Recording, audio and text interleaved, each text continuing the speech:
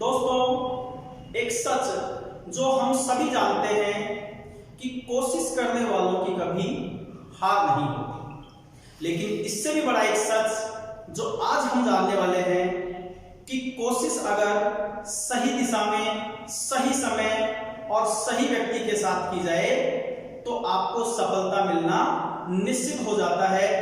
ये एक अटल सत्य है। आज की इस क्लास में हम छंद पढ़ेंगे।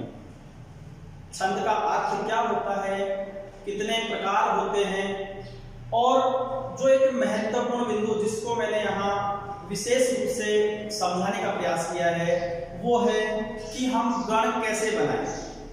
बहुत ज्यादा समस्या हमें आती है गण बनाते समय, गणों को याद रखते समय। तो यहाँ इस लेक्चर के माध्यम से हम आज गण बनाना सीखेंगे, तो इस वीडियो को अंत तक जरूर देखें।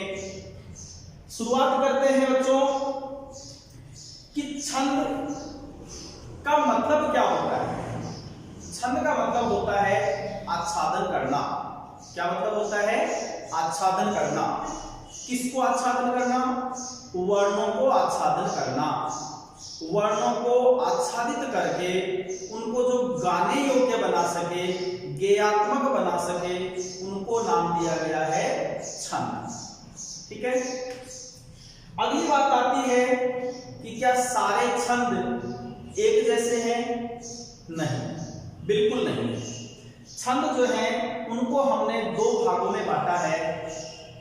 पहला भाग है वृत्त, जिनको हम कहते हैं वार्णिक छंद। यहाँ वर्णों की गणना की जाती है। दूसरे हैं जाति। जाति को हम मात्रिक छंद भी कहते हैं, क्योंकि वहां मात्राओं की गणना की जाती है। ये हुई हमारी सामान्य जानकारी। अब इसके आगे यहां दिया है कि जो वृत्त होते हैं, अर्थात जो वार्णिक छंद होते हैं, उनको हम तीन भागों में बांटते हैं: समवृत्त, अर्धसमवृत्त और विषमवृत्त। समवृत्त का मतलब होता है बच्चों जो पद्यांश होता है, या फिर हम कहें कोई श्लोक होता है, उसको हम चार चरणों में बांट के पढ़ते हैं। चार चरण कह दो या चार पद कह दो। अगर चारों के चारों पद उनमें समान वर्ण है तो उनको कहा जाएगा समवृत्त। अगर चारों में से पहला और तीसरा अगर ये समान है और दूसरा और चौथा समान है तो बच्चों ये कहलाएगा अर्धसमवृत्त। ठीक है। और विषमवृत्त से मतलब है कि चारों के चारों जो पद हैं वो चारों के चारों ही अलग अलग वर्णों का निर्धारण करते हो, अर्थात चारों में अलग अलग अगर वर्ण हैं तो वो कहे जाएंगे विषमवृत्त। ये बात हमारी क्लियर होती है। अब जिस विषय को हम यहाँ महत्वपूर्ण तरीके से समझना चाहते हैं वो है गण बनाना। गण बनाने के लिए मैंने यहाँ तीन शब्द लिखे हैं। अगर आप इन तीन शब्दों को याद कर सकते हो तो आपको मैं बताऊंगा कि आप कितनी सरलता के साथ गण बनाना सीखें। आप ये जो लिखा हुआ है ये मैंने आपके ध्यान रखने के लिए लिखा है। बनाना कैसे है वो मैं आपको बताने वाला हूं। पहले आप समझें कि तीन शब्द क्या मायने रखते हैं। तो बच्चों, पहला शब्द है यरता।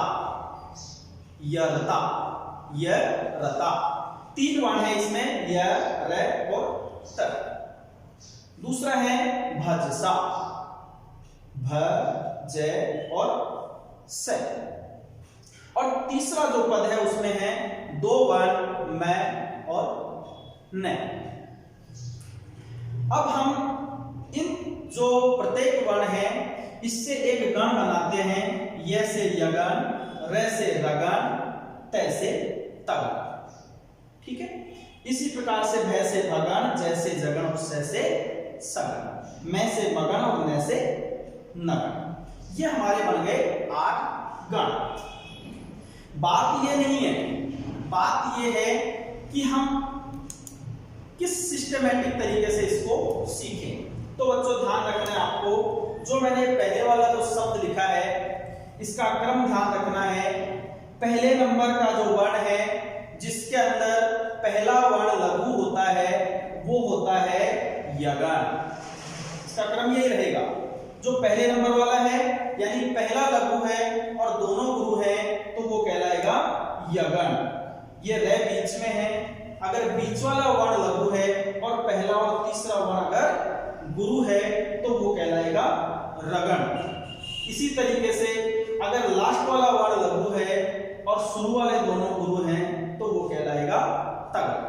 कहने का मेरा मतलब यह है कि इस शब्द के अंदर जो वर्ण जिस स्थान पे है वो लघु रहेगा और बाकी दोनों गुरु रहेंगे, तो वो अपने अपने गण का नाम लेके चले।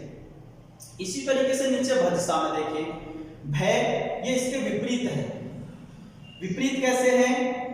भगण में पहला वर्ण गुरु होता है और बाकी दोनों वर्ण क्या होंगे? लघु होंगे। जगह जय बीच में आ रहा है तो बीच वाला वर्ण गुरु होगा और ये दोनों लघु होंगे। सगण में क्या होगा बच्चों? सगण में लास्ट का वर्ण गुरु होगा और बाकी दोनों क्या होंगे? लघु होंगे। अब ये यहां तक की बात हो गई। अब ये नीचे वाले दोनों जो शब्द हैं, दोनों जो वर्ण हैं मैं और न, मैं का मतलब मगन, यानी कि तीनों के तीनों वर्ण गुरु होना और नगर में तीनों के तीनों वर्ण लघु होना। तो ये इसका बेसिक स्ट्रक्चर है। अब हम इसको कैसे बनाना है ये सीखते हैं। यत्ता का पहला वर्ण क्या है? य, यानी कि ये से कौन सा गण बनेगा? यगण। अब मैंने आपको बताया कि जो पहले इनमें जो जिस नंबर का है वो वर्ण लघु होगा, बाकी दोनों गुरु होंगे। ये पहले नंबर पे है इसलिए पहले नंबर वाले को हमने क्या कर दिया? लघु कर दिया और बाकी दोनों को हम क्या लिखेंगे? गुरु लिखेंगे। ठीक है। अब हम दूसरा वर्ण लेंगे रे। रे बीच में है तो सीधी सी बात है कि हम बीच वाले वर्ण को लघु करेंगे और पहले और तीसरे वाले को गुरु करेंगे। इसी तरीके से तीसरे नंबर पे है तगड़, यानी कि ते लास्ट में है। तगड़ के अंदर लास्ट वाला वर्ण लघु होगा और बाकी दोनों गुरु होंगे। अब बात करते हैं भजसा के भय की। ये ऊपर वाले नियम से जस्ट विपरीत है। भगण में भय सबसे पहले आ रहा है, इसका मतलब पहला वर्ण गुरु होगा और दोनों अगर बाद वाले लघु होंगे तो वो कहलाएगा भगण। अगला है जय। जय बच्चों कहां आ रहा है? जय आ रहा है बीच में, इसीलिए हम सिर्फ बीच वाले वर्ण को गुरु करेंगे और पहले और तीसरे वर्ण को लघु कर देंगे। अंत में है से बनेगा सगण। से अंत में है इसलिए अंत वाले वर्ण को गुरु और पहले वाले दोनों वर्ण अगर लघु हो तो वो कहलाएगा सगण। मगन और नगन में कोई ज्यादा भेद है ही नहीं। मगन का मतलब है तीनों वर्णों का गुरु होना और नगन का तात्पर्य है कि तीनों वर्णों का लघु होना। आप समझ रहे होंगे कि सर ये लघु और गुरु क्या है। तो बच्चों लघु और गुरु के लिए मेरा एक सेपरेट वीडियो जो जल्द ही मैं बनाने वाला हूं, आप उसको देखना। आप बहुत ही अच्छे तरीके से लघु और गुरु को समझ पाएंगे। यहां आप इन तीनों वर्णों को, तीनों शब्दों को अगर याद कर लेते हो तो आप निश्चित रूप से ये समझ पाएंगे कि गण कैसे बनाने हैं। क्योंकि बच्चों जब आप किसी भी छंद को पढ़ोगे, जैसे मानो आपने पढ़ा इंद्रवज्रा। इंद्रवज्रा छंद का लक्षण क्या है? स्याद इंद्रवज्रा यदि तौ जगौगे। ठीक है, आपने इसमें वर्ण गिने क्योंकि ये वाणिज्य छंद है तो 11 वर्ण गिन लोगे आप। लेकिन उसके बाद में उसमें कौन कौन से गण बन रहे हैं, क्योंकि आपको परीक्षा में ये थोड़ी बताया जाएगा कि इसमें इंद्रवज्रा है, क्योंकि 11 वर्ण वाले और दूसरे छंद भी होते हैं, तब आपको उसकी पहचान करने के लिए क्या आवश्यक होगा, आपको गण बनाना आना चाहिए। कि गण 3 वर्णों के समूह को गण कहते हैं। उसके बाद में आपको यह भी पता होना चाहिए कि लघु का जो चिन्ह होता है वो आई की तरह मानो या एक की तरह मानो, और गुरु का जो चिन्ह होता है वो होता है एस की तरह। ठीक है। अब एक यहां पद्य का एक अंश मैंने यहां लिखा है, कश्चित कांता विरह गुरुना, इतना ही लिखा है मैंने। आपको लघु गुरु यहां से करना सीखना है। अब देखो आपको गण बनाना है, लघु गुरु हम आगे वाले श्लोक में सीखेंगे गण बनाना है। अब सबसे पहले हम देखेंगे कि गण जब बनाए जाते हैं तो हमें 3 वर्ण लेने हैं, 3 वर्णों का एक समूह बनाएंगे। तो 3 वर्ण जो है वो पूरे पूरे होने चाहिए, आधे को हम वर्ण नहीं मानेंगे यहां। अब देखो क एक वर्ण हो गया, से को नहीं मानेंगे क्योंकि आता है, चे यानी ची है ये हो गया, का ता वी र है गु ना, ये सब हो गए, यानी आधे आधे वर्ण जो है इनको हम इस गिनती में नहीं गिनेंगे। तो फिर इनका करेंगे क्या, ये आप लघु गुरु वाले चैप्टर में समझेंगे। यहां मैं आपको बता देता हूं, किसी भी वर्ण के आगे अगर आधा वर्ण आ जाता है तो वो वर्ण क्या हो जाता है, गुरु ही माना जाता है, भले वो लघु। ये पहला वर्ण जो है लघु था, लेकिन इसके आगे हमने लगाया आधा स है, इसलिए ये लघु वर्ण क्या हो गया, गुरु हो गया।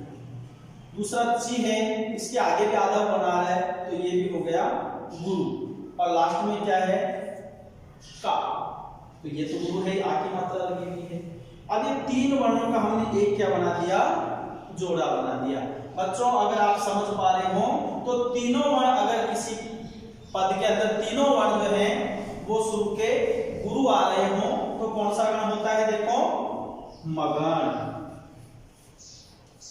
ठीक है। अब आगे देखो यहां तक हो गया था, ये ता गुरु है, वी इसके आगे कोई आधा वर्ण नहीं है, हम सेपरेट वीडियो में समझेंगे। ये लघु, ये लघु, 3 का फिर हमने एक जोड़ा बना दिया।